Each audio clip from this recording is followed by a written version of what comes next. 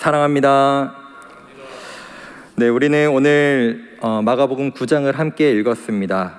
약 한 달 반 전쯤에 마가복음 9장의 상반절 부분을 함께 저녁 예배 때 나누었는데요. 우리는 그때 변화산 위에서의 사건들에 대해서 함께 말씀을 나눴습니다. 그리고 오늘은 변화산에서 이제 내려와서 산 아래에서의 모습을 함께 나누고자 합니다. 마가복음 9장을 보실 때는 산 위에서의 일어난 일들과 또 산 아래에서 일어난 일들, 또 예수님의 말씀들을 우리가 집중해서 보아야 합니다. 왜냐하면 이 두 공간에서의 모습이 많은 대조를 이루고 있기 때문입니다. 변화산 위에서는 예수님께서 기도하시는 가운데 하나님의 아들 메시아로 하나님께 인정을 받고 또 큰 영광을 받으시는 모습을 제자들이 보고 경험하게 됩니다.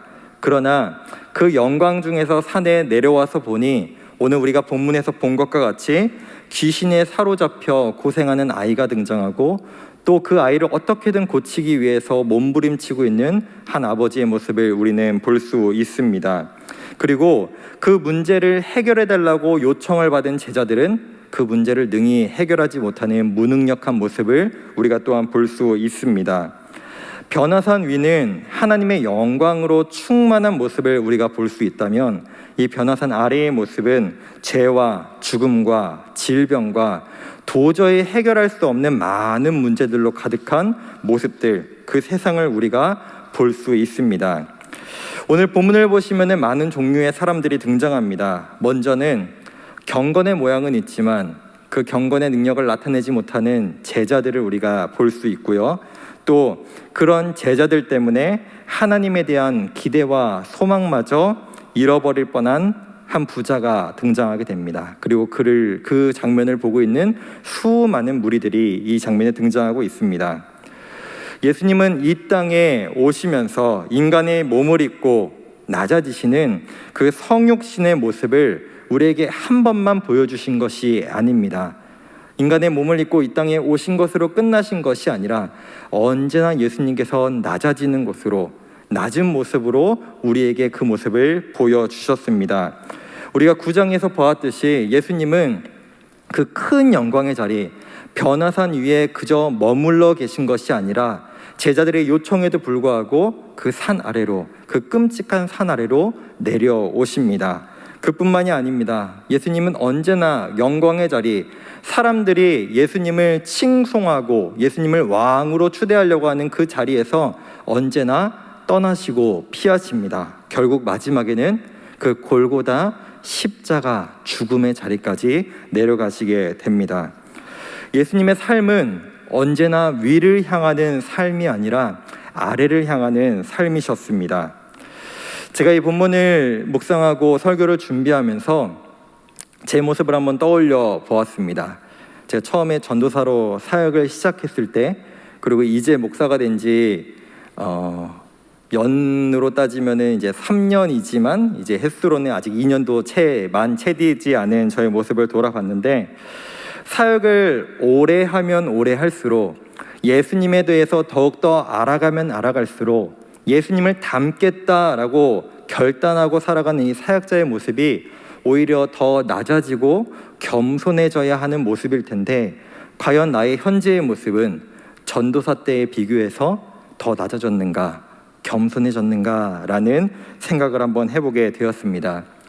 사랑하는 성도 여러분, 혹시 우리의 모습은 어떠하신가요? 우리의 신앙의 연차가 5년, 10년, 20년, 30년, 그리고 그 이상, 또 어떠한 직분을 받으실 때마다 우리의 모습은 예수님 닮은 모습으로 더욱더 겸손하고 낮아지고 있으신가요? 아니면 베드로가 예수님께 요청했던 모습과 같이, 주님, 저는 이 영광의 자리가 좋습니다. 저는 이곳에서 그 영광을 계속해서 맛보고 싶습니다 라고 말하는 혹시 그 모습은 아니신지 우리가 함께 돌아봤으면 좋겠습니다. 그렇게 예수님께서는 산 아래로 내려오셨는데 그 남아있는 제자들, 9명의 제자들 그 주변으로 많은 사람들이 몰려 있었습니다. 시끌시끌한 그 자리에 예수님께서 가시자 한 사람이 나와서 이렇게 얘기합니다. 귀신 들린 자신의 아들을 고쳐달라고 제자들에게 요청했는데 제자들이 그것을 고치지 못한 것이었습니다. 이 귀신 들린 아이에게서는 참 많은 육체적, 정신적 문제들이 나타났는데요. 어떤 문제들이 있었나 우리 한번 잠시 구절을 보겠습니다.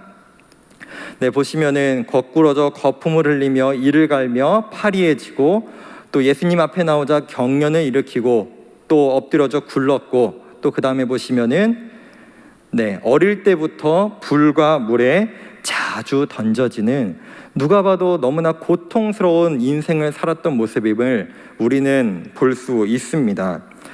우리 부모님 대신 우리 성도님들, 우리 자녀가 작은 상처나 작은 아픔에도 얼마나 마음이 아프실 텐데, 이 아이의 이 고통스러운 죽음을 넘나드는 이 삶의 모습을 본 이 아버지의 마음은 과연 어떠했을까요?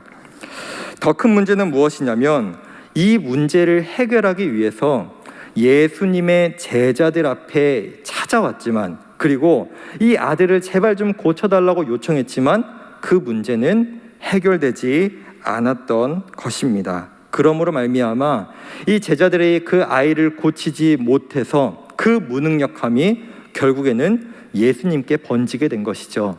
오늘 본문에 보시면 변론했다라는 모습이 나와 있는데, 이 변론은 사실은 논쟁이라고 보시면 조금 더 이해가 편하실 것 같습니다. 그 당시에 있었던 종교 지도자들, 특별히 서기관들, 예수님을 어떻게든 트집 잡고 예수님에게 어떤 잘못을 잡아내려고 했던 그 서기관들에게 하나의 지금 트집 잡을 조건을 찾아낸 것입니다. 예수님의 제자들이 그 무능력하니 결국 이들의 스승인 예수 또한 그 능력 없는 것 아니냐라는 식으로 논쟁이 벌어지고 시끌시끌해져 버리신 것입니다. 그래서 예수님은 그 이야기를 들으시고 19절에서 이렇게 말씀하십니다. 함께 보겠습니다. 대답하여 이르시되 믿음이 없는 세대여, 내가 얼마나 너희와 함께 있으며 얼마나 너희에게 참으리요, 그를 내게로 데려오라 하시매. 아멘. 예수님의 이 말씀이 무슨 의미일까요? 동일하진 않겠지만 저는 어떤 한 다큐멘터리의 장면이 생각이 났습니다. 그 다큐멘터리가 어떤 내용이었냐면 장애를 가지고 또 혼자서 거동이 전혀 안 되는 어떤 한 사람이 있고, 이미 나이가 많이 들었습니다. 그리고 그 자녀를 돌보는 부모의 모습이 나오는 어떤 다큐멘터리였습니다.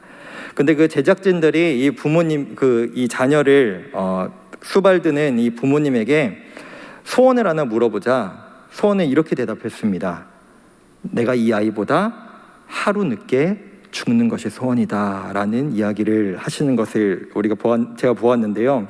분명 그 예수님의 마음과 완전히 동일하다라고 말할 수는 없겠지만 제자들을 바라보는 예수님의 마음이 이러지 않았을까라는 마음이 들었습니다. 예수님은 곧 이 땅을 떠나가셔야 하고, 또 예수님께서 맡기실 사역들을 감당해야 할 것이 바로 이 제자들이 해야 될 일인데, 이 장면을 보시면 너무나 무능력하고 믿음 없는 모습에 예수님은 탄식하실 수밖에 없으셨던 것입니다. 그래서 이렇게 말씀하시죠. 내가 언제까지 너희를 참아야겠느냐, 내가 언제까지 너희와 함께 있을 수 있겠느냐라고 말씀하고 계신 것이죠. 아마 예수님께서 제자들을 보실 때 너무나 무능력하고 너무 믿음 없고 마치 물가에 내놓은 아이들처럼 너무나 부족한 모습이었을 것입니다. 그들은 자신들이 나는 예수님의 제자다, 난 예수님께서 뽑으신, 예수님께서 나를 부르신 제자다라고 말하지만 정작 그들의 삶에서는 예수님의 능력이 나오지 않았습니다. 그러나 예수님께서는 그 부족한 제자들의 떠안으시며 그 아이를 데려오라고 말씀하십니다. 아까 보셨듯이 이 아이를 사로잡고 있는 이 귀신, 이 악한 영은 이 아이를 계속해서 죽이려고 하고 파괴하려고 하며 건강하게 살아가지 못하게, 정상적으로 살아가지 못하게 하는 악한 영이었습니다. 그리고 성경은 오늘 분명하게 이야기합니다.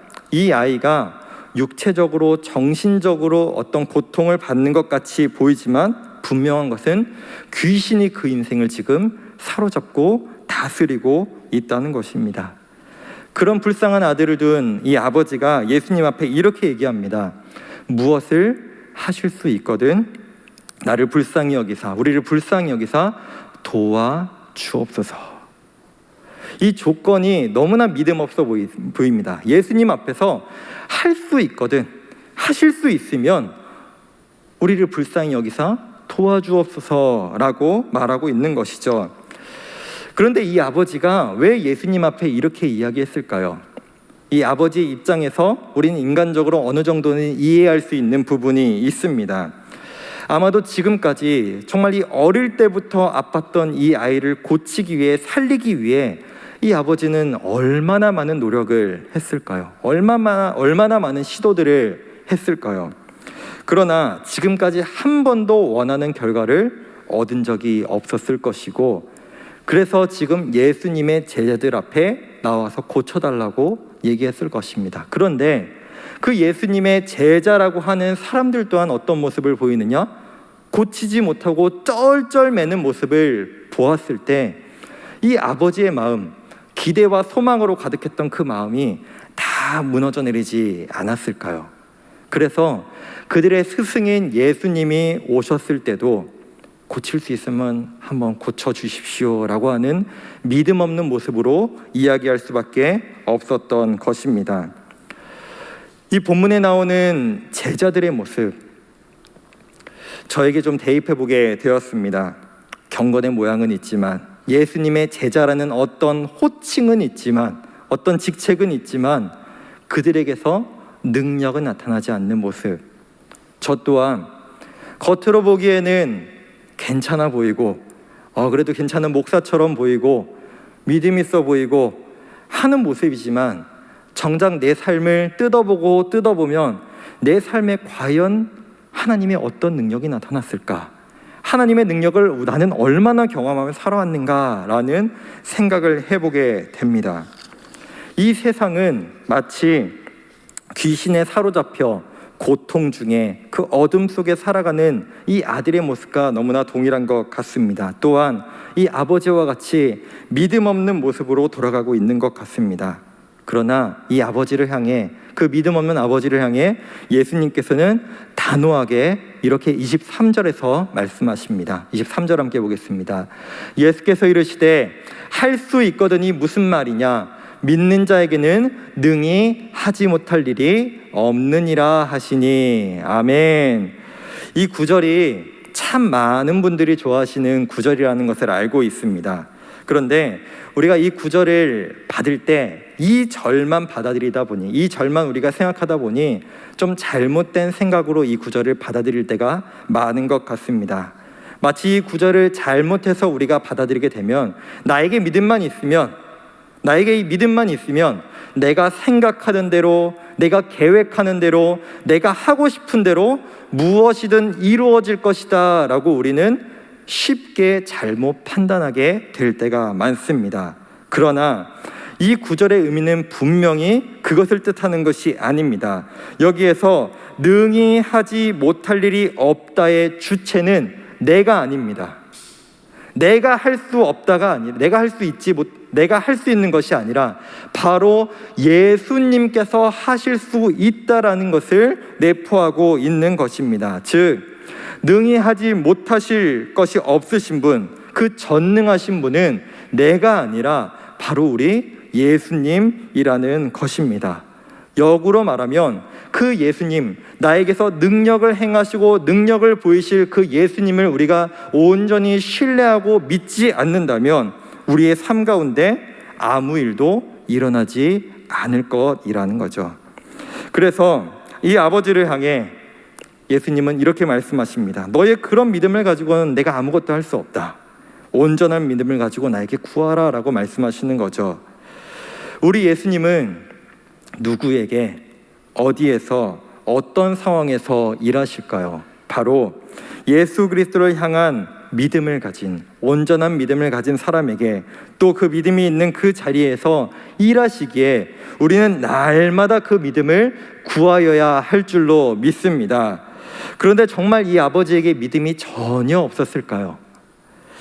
아마 최소한의 기대와 믿음도 없었다면 애초에 예수님께 나오지도 않았을 것이고 제자들이 자신의 아들을 고치지 못했을 때 실망함으로 그 자리를 떠나버렸을지도 모르겠습니다. 그러나 예수님은 그 아버지에게 여전히 그 믿음이 부족하다라고 말씀하십니다. 그래서 이 아이의 아버지에게 예수님은 이렇게 말씀하십니다. 우리 함께 24절도 읽어보겠습니다. 곧 그 아이의 아버지가 소리를 질러 이르되 내가 믿나이다, 나의 믿음 없는 것을 도와주소서 하더라. 아멘. 사실 이 구절의 문장은 너무 모순적입니다. 보시면 아시겠지만 내가 믿습니다, 그러나 나의 믿음 없음을 도와주소서라고 말합니다. 믿는데 믿음이 없다고 얘기를 합니다. 문장이 성립이 되지 않습니다. 논리적이지 않습니다. 그런데 이 모순적인 모습이 사실은 저와 우리 모두의 모습이라는 것입니다. 우리는 예수님을 온전히 믿기에, 분명히 믿기에, 신뢰하기에 지금 이 자리에 나오셔서 함께 예배드리고 또 각자의 가정에서 온라인으로 예배드리고 계신 줄로 믿습니다. 그러나 또 우리가 인정할 수밖에 없는 것은 우리의 믿음이 너무나 연약하고 부족하여서 우리는 너무나 쉽게 의심합니다. 또 예수님 외에 다른 것들에 쉽게 눈을 돌리는 우리의 모습을 발견하게 됩니다. 그래서 우리는 이 아버지의 예수님을 향해 말하는 이 기도의 제목처럼 주님, 나는 주님을 믿습니다. 그러나 주님 나를 도와주소서. 나는 믿음이 부족합니다. 나는 믿음이 없습니다. 주님이 없이는 아무것도 나는 할 수 없습니다. 라는 이 고백이 우리에게도 있어야 할 줄로 믿습니다. 믿음이 없는 세대, 마치 악한 영에 사로잡힌 이 세대를 향해 예수님은 믿음이 필요하다라고 말씀하십니다. 더불어 경건의 모양은 있지만 경건의 능력을 도무지 행하지 못하는 제자들에게 예수님은 이것이 너에게 필요하다, 이것이 너에게 있어야 한다라고 말씀하십니다. 우리 28절과 29절도 함께 읽겠습니다. 집에 들어가심에 제자들이 조용히 묻자오되 우리는 어찌하여 능히 그 귀신을 쫓아내지 못하였나이까? 이르시되 기도 외에 다른 것으로는 이런 종류가 나갈 수 없느니라 하시니라. 아멘. 제자들은 궁금했을 것입니다. 왜 우리가 귀신을 쫓아내지 못했을까? 왜 예수님께서 행하신 그 이적을 우리는 행하지 못했을까? 왜냐? 사실 마가복음 6장에 보시면은 예수님은 이미 7절에서 제자들에게 그 악한 귀신들을, 더러운 귀신들을 제어할 수 있는 권능을 허락해 주셨습니다. 그뿐만이 아니라 13절에 보시면은 실제로 이 제자들이 많은 귀신들을 쫓아내고 많은 병자들을 고치는 기적을 그들이 행합니다. 그런데 6장을 지나 지금 9장이 이르렀을 때 그들은 지금 행하지 못하고 있는 것입니다. 그렇기 때문에 의아해하지 않았을까요? 우리가 분명히 예수님께 권능을 받아 이것을 이전에 행했는데 왜 우리는 이제 행하지 못합니까? 예수님께서 변화산으로 처음에 올라가신 목적은 그 영광스러운 것을 받으시기 위함이 아니었습니다. 동일한 구절 요한복음을 보시면 예수님께서 그 산 위로 기도하러 올라가십니다. 예수님의 목적은 기도였습니다. 그러나 제자들을 기억하는 것은 그 영광, 엘리야와 모세를 본 그 영광, 그 영광 중에 거하는 것, 그것에만 몰두하고 있었던 것입니다. 하나님께서 우리에게 허락하시는 많은 은혜가 있습니다. 또 많은 능력들이 있습니다. 그런데 때로는 우리가 착각할 때가 있습니다. 이것이 마치 나에게 원래 있었던 것처럼, 지금도 마치 내가 언제든 그것을 행할 수 있는 것처럼 우리는 오해할 때가 있습니다. 분명한 것은 이 모든 것은 나로부터 나오는 것이 아니라 예수님께서 말씀하셨듯이 나로부터 나오는 것이 아니라 오직 예수님께로부터 나오는 줄로 믿습니다. 그 능력이 우리의 삶 가운데 나타나기 위해서 예수님은 기도가 필요하다, 기도 외에는 이런 능력이 나타날 방법이 없다라고 우리에게 분명하게 말씀하고 계십니다. 우리의 삶 가운데 예수님 앞에 온전히 간구하는 예수님 앞에 나의 믿음 없음을 주님 도와주시옵소서, 나를 도와주시옵소서라고 의지하는 그 기도의 모습이 우리에게 끊임없이 있기를, 그치지 않기를 간절히 소망합니다. 말씀을 맺겠습니다. 오늘 우리는 말씀을 통해 우리가 살아가고 있는 이 세대와 또 우리의 자신의 모습을 돌아봅니다. 바라기는 저 우리 성도님들 모두가 교만하지 아니하고 예수님께서도 계속해서 낮아지셨던 그 모습과 같이, 예수님도 언제나 기도하셨던 그 모습과 같이 주님 앞에 간구하며 기도하는 모습이 우리 가운데 있기를 원합니다. 주님, 저는 주님 없이는 살아갈 수 없습니다. 주님, 나의 믿음 없음을 도와주시옵소서, 나를 도와주시옵소서, 나와 날마다 함께해 주시옵소서. 이 믿음이 우리 가운데 있어야 할 줄로 믿습니다.